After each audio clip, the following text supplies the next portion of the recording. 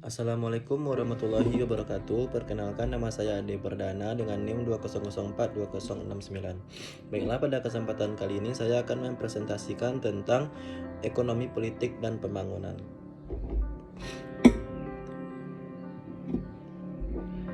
Definisi dan ruang lingkup ekonomi politik.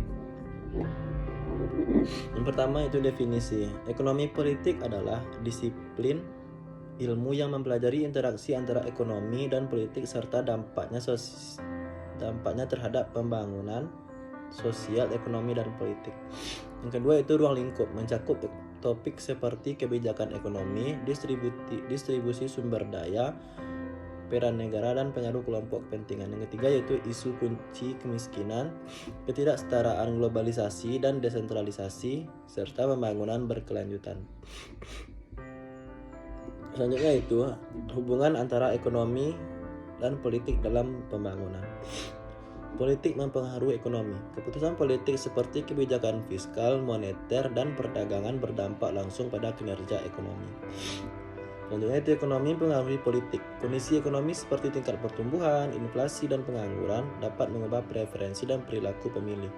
Pembangunan yang terintegrasi, integrasi antara ekonomi dan politik diperlukan untuk mencapai pembangunan yang efektif dan berkelanjutan. Selanjutnya itu peran negara dalam pembangunan ekonomi. Pertama yaitu intervensi pasar. Negara dapat memperbaiki kegagalan pasar melalui regulasi, subsidi, dan pengendalian harga. 2. Investasi publik. Negara dapat berinvestasi dalam infrastruktur, pendidikan, dan kesehatan untuk mendorong pertumbuhan ekonomi. Selanjutnya yang ketiga, kebijakan makro. Negara dapat menerapkan kebijakan fiskal dan moneter untuk menjaga stabilisasi ekonomi makro.